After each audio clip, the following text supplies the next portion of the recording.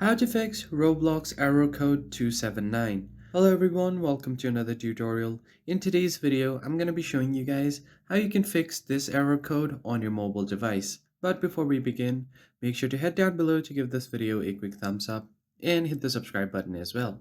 So the first thing you need to do is open up your Google Play Store, tap on the search bar on the bottom right and search for Roblox. Once you find your Roblox, if you have an update button available here instead of this play, you just have to update the app. Once the update is complete, go back to your home screen, open up your phone settings. Now on your settings, you are just going to find your app settings.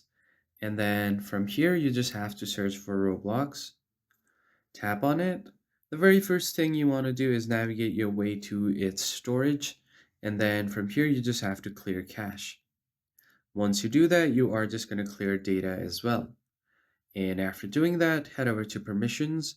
Make sure all of these permissions are allowed like this. And once you do this for all of the permissions, tap on notification. Make sure the notifications are not blocked.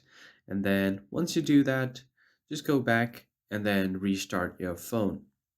Once you restart your phone, you just want to head over and start your Roblox. And then make sure to log into your account. After doing that, you can just try to join any game and it should start working. That's pretty much it. If you found it helpful, consider liking the video and subscribe to our channel. I'll see you guys on the next one.